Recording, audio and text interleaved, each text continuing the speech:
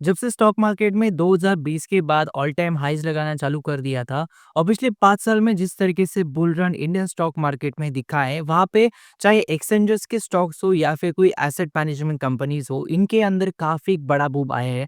इनके प्रॉफिट्स बढ़े हैं, इनके वॉल्यूम्स बढ़े हैं। तो आज की इस वीडियो में इसके बारे में डिटेल में बात करेंगे। आज की इस वीडियो में हम लोग 4 मेन कंपनीज को डिस्कशन करेंगे, जिसके अंदर है हमारे पास HDFC, AMC, Motilal Oswal, Groww और बीएसई। इन चार कंपनीज को मिला के कौन-कौन से चैलेंजेस है और उसके साथ कौन-कौन सी अपॉर्चुनिटीज़ है, जो आने वाले दिनों में ये सारी जो एक्सचेंजेस वाले स्टॉक्स है या फिर ये सारी एसेट मैनेजमेंट वाली जो कंपनीज़ है, इनके लिए आने वाले दिनों में मेनली रह सकती है। इसके बारे में डिटेल में बात करेंगे। वीडियो को मैं स्टार्ट करूँ उससे पहले चैनल के ऊपर आप पहली बार आए हो, मुझे पहली बार देख रहे हो, तो मेक श्योर ये चैनल को आप सब्सक्राइब करो। यहाँ पे हम लोग स्टॉक मार्केट के रिलेटेड बहुत सारी चीज़ों के बारे में बात करते हैं। सबसे पहले हम लोग इनके सब चारों स्टॉक्स के मिला के कहीं न कहीं कौन-सी वो अपॉर्च्युनिटीज़ है स्पेशली इंडियन स्टॉक मार्केट में, चाहे फ्रॉम द पर्सपेक्टिव ऑफ कोई एक्सचेंज वाला स्टॉक हो, फॉर एग्जांपल बीएसई, या फिर एसेट मैनेजमेंट वाली कंपनीज़ हो just like for example Motilal Oswal और एचडीएफसी एएमसी, या फिर ग्रो जैसे नई लिस्टेड कंपनीज़ हो। तो अगर हम अपॉर्चुनिटीज़ की बात करते हैं तो सबसे पहले इन सब कंपनीज़ के पास जो बड़ी अपॉर्चुनिटी है दोस्तों, वो है कि मार्केट की ग्रोथ और इन्वेस्टर का पार्टिसिपेशन।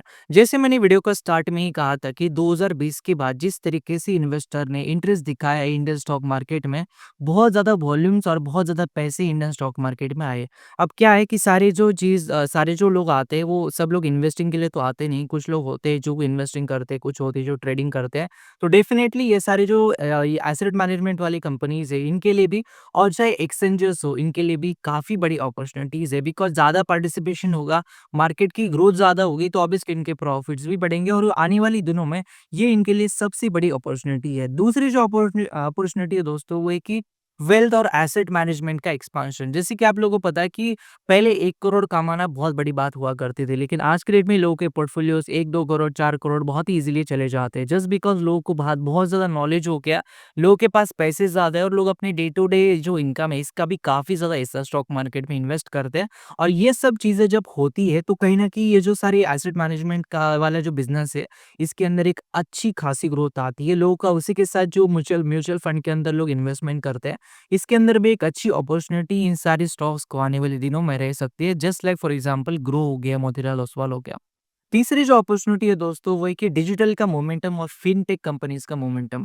जिस तरीके से कुछ सालों पहले, अगर आप 12 साल पहले, 13 साल पहले देखोगे, तो स्टॉक मार्केट में आपको इन्वेस्ट करने के लिए किसी को कॉल करना पड़ता था। कॉल के ऊपर आपका जो ट्रेड है उसको बाय और सेल करना पड़ता था। और कहीं न कहीं जो फाइनेंशियल जो चीज़ है, इसके अंदर टेक्नोलॉजी का काफ़ी एक बड़ा अनअवेलेबल वाला हिस्सा था, जहाँ पे लोग जो है वो काफ़ी ज़्यादा डिपेंडेंट करते, एक दूसरे के ऊपर डिपेंड करते थे। लेकिन जब से ये डिस्काउंट ब्रोकर्स आए और स्पेशली 2020 के बाद जिस तरीके से इवोल्यूशन हुआ है इंडियन स्टॉक मार्केट में, फिनटेक कंपनीज़ का भी एक अच्छा इवोल्यूशन हुआ है। जैसे कि ग्रो कंपनी, ग्रो का भी 5-6 साल पहले ही कहीं न कहीं जन्म हुआ था। लेकिन अब यह जब यहाँ पे लिस्ट हुए स्टॉक मार्केट में, इस कंपनी ने 1 लाख करोड़ की मार्केट कैप को कहीं न कहीं टच करने की कोशिश की। तो इस चीज़ से आप समझ सकते हो कि ये जो सारी फिनटेक कंपनीज़ है, इसके अंदर कितना बड़ा मोमेंटम है। चौथी जो अपॉर्चुनिटी है दोस्तों, वो है कि कैपिटल मार्केट और आईपीओज़ का बूम। जिस तरीके से इंडियन स्टॉक मार्केट में आईपीओज़ लिस्ट हो रहे हैं, जितने ज़्यादा आईपीओज़ लिस्ट होंगे, इसका मतलब जितनी ज़्यादा कंपनीज़ लिस्ट होगी, तो उतना ज़्यादा इन्वेस्टर का पार्टिसिपेशन आएगा। उसी के साथ कहीं न कहीं ज़्यादा वॉल्यूम्स बढ़ते हैं, स्टॉक मार्केट में ज़्यादा लोग पार्टिसिपेशन करते हैं, तो उसका एक बड़ी अपॉर्चुनिटी आने वाले दिनों में, आने वाले सालों में डेफिनिटली रहेगी। और जो लास्ट की अपॉर्चुनिटी है दोस्तों, वो कि रेगुलेटरी का जो पुश है टुवर्ड ट्रांसपेरेंसी, ये काफ़ी बड़ी पॉजिटिव बात है। लेकिन आप कोई भी चीज़ देखो, जैसे फॉर एग्जांपल 1991 में इंडियन स्टॉक मार्केट में बहुत ही बड़ा फ्रॉड हुआ था। लेकिन पिछले कुछ सालों से सेबी ने जिस तरीके से ट्रांसपेरेंसी लाने की कोशिश की है, हर एक कंपनी को अपनी ट्रेडिंग विंडो कब बंद करनी है, कब ओपन करनी है, इसके बारे में एक ओपन कन्वर्सेशन आपको कहीं पे भी जाओगे तो आपको मिल जाता है। कोई भी कंपनी के कोई भी डिसीजन को लेने से पहले इन्वेस्टर को कहीं न कहीं थोड़ा-सा ट्रस्ट में लिया जाता है। तो ये जो सारी ट्रांसपेरेंसी कुछ सालों से आई है, कहीं न कहीं इस वजह से इन्वेस्टर का पार्टिसिपेशन और कहीं न कहीं बढ़ा है। उसके साथ जो लोग बोलते थे कि स्टॉक मार्केट सट्टे वाला बाज़ार है, उससे कहीं न कहीं हटकर लोग इसको सीरियस सीरियस बिज़नेस की तरह लेने लगे।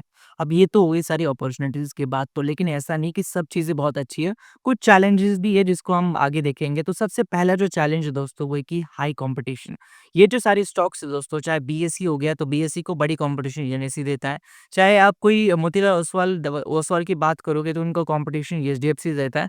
तो कहीं न कहीं इनके अंदर बहुत ही बड़ा इंटेंस कॉम्पिटिशन होता है। तो इस इंटेंस कॉम्पिटिशन की वजह से कौन-सा स्टॉक कौन-सी कंपनी कहाँ से आगे जाएगी, इसको जान पाना और उसको प्रेडिक्ट करना काफ़ी मुश्किल होता है। बिकॉज़ क्या होता है कि स्टॉक मार्केट जब आगे जाते हैं तो उनके प्रॉफिट्स बढ़ते हैं, स्टॉक मार्केट आगे जाते हैं तो उनके सारे म्यूचुअल फंड से ये अच्छे रिटर्न्स देते हैं। जब म्यूचुअल फंड अच्छे रिटर्न्स देते हैं तो लोग उसमें पैसे डालना चालू कर देते हैं। बिकॉज़ जब मार्केट थोड़ा स्टैग्नेंट होता है, लोग अक्सर तब पैसा नहीं डालते जब मार्केट जो ऑल टाइम हाई की तरफ जाता है, लोग त तब जाके मार्केट में आते हैं। तो कहीं न कहीं इसके अंदर बहुत ही ज़्यादा हाई कॉम्पिटिशन है इस सेक्टर के अंदर, जिस वजह से कहीं न कहीं आने वाले दिनों में इन सब स्टॉक्स पे इन सारी कंपनीज़ को अपनी आपके बिज़नेस को सिक्योर करना, अपनी आपके बिज़नेस को बढ़ाना, अपने आप को सेल करना एक बड़ा चैलेंज है, जिसके लिए कहीं न कहीं ये सारी कंपनीज़ डे टू डे काम भी करती हैं।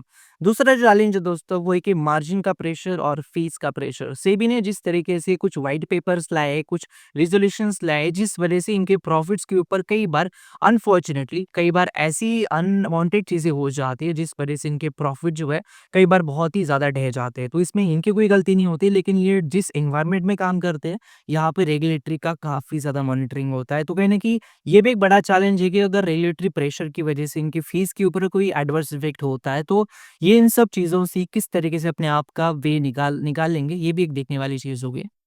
तीसरा जो चैलेंज है दोस्तों, वो है कि मार्केट की डिपेंडेंसी। कहीं न कहीं इन सारी कंपनीज़ के लिए डिपेंड होता है मार्केट किस तरीके से बिहेव कर रहा है। जैसे कि 2023 तक मार्केट ऑल टाइम हाई की तरफ जा रहा था, तब सब लोग ट्रेडिंग कर रहे थे, इन्वेस्टमेंट कर रहे थे, लोगों की एसआईपीज़ कंटिन्यूअसली आ रही थी। लेकिन जब से स्टॉक मार्केट थोड़ा-सा ठंडा पड़ गया है पिछले साल जून-जुलाई से, तो तब से लेकर स्टॉक मार्केट में थोड़ा-सा धीमा वाला ही माहौल है। लोग ज़्यादा इन्वेस्टमेंट की तरफ नहीं देख रहे हैं, लोग थोड़ा शांत हो गए।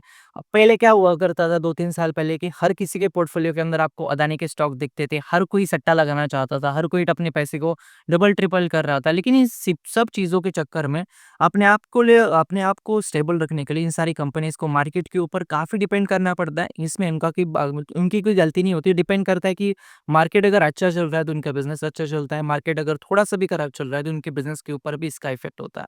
अगला जो चैलेंज है दोस्तों वही कि टेक्नोलॉजी के अपग्रेडेशन की नीड्स। जिस तरीके से साइबर सिक्योरिटी के थ्रेट्स रहे हैं डिजिटल कंपनीज की तरफ, मेटा जैसी कंपनीज, फेसबुक जैसी कंपनीज भी इन सारी थ्रेट से, इन सब साइबर सिक्योरिटी चैलेंजेस से उबर नहीं पाई है। इनके भी डेटा चोरी हो गए थे। तो कहीं कहीं ना कहीं जिस एनवायरनमेंट में ये सारी कंपनीज अभी डील कर रही है डिजिटल एनवायरनमेंट में, तो आने वाले दिनों में किस तरीके से अपने आप को अपग्रेड करती है, ये भी एक बड़ा चैलेंज इन कंपनीज को लेना पड़ेगा। अगला जो चैलेंज है दोस्तों वो एक रेगुलेटरी की टाइटनिंग। जैसे कि मैंने बोला है कि एफएनओ के अंदर लोग बहुत ही ज़्यादा एक्टिव थे 2-3 साल पहले, लेकिन जब से सेबी ने थोड़ा-सा चेंज किया है, थोड़े से लॉट्स की साइज़ वगैरह चेंज किए, तब से लेकर वॉल्यूम्स भी थोड़े कम हो गए।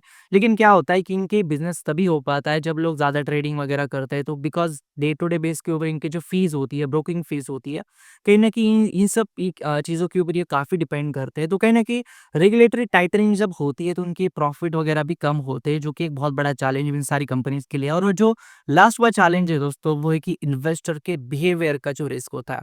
जब आप एफएनओ की तरफ जाओगे तो आपको ज़्यादा फीस आएगी, जब ज़्यादा लोग ट्रेडिंग करेंगे तो कहीं न कहीं आपका जो बिज़नेस है वो अच्छा चलेगा। इन सारी कंपनीज़ के लिए यही इम्पोर्टेंट होता है। जब लोग इन्वेस्ट करते हैं तो ऑब्वियसली कहीं न कहीं थोड़ा-सा इनके लिए मुश्किल हो जाता है, बिकॉज़ आपको वो फीस नहीं मिल पाती जो आपको ट्रेडिंग से मिलती है। तो कहीं न कहीं इन्वेस्टर के बिहेवियर का भी इनके इन सारी कंपनीज़ के ऊपर एक काफ़ी बड़ा रिस्क होता है। जब लोग कहीं न कहीं ट्रेडिंग से हटकर इन्वेस्टमेंट की तरफ जा रहे हैं, तो उसमें भी अगर लोग खुद से इन्वेस्ट कर रहे हैं, खुद से स्टॉक बाय और सेल कर रहे हैं, तो इन कंपनीज़ को ज़्यादा प्रॉफिट नहीं हो पाता। जब लोग म्यूचुअल फंड की तरफ आते हैं, तो कहीं न कहीं एक्सपेंस रेशियो की वजह से इन सारी कंपनीज़ को फ़ायदा हो सकता है।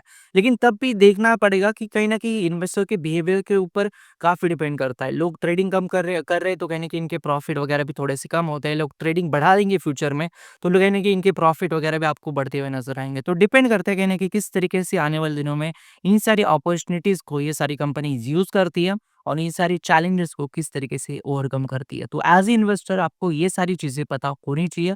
वीडियो कमेंट करो उससे पहले चैनल को सब्सक्राइब कर देना, वीडियो को लाइक कर देना। धन्यवाद दोस्तों ये वीडियो देखने के लिए। धन्यवाद।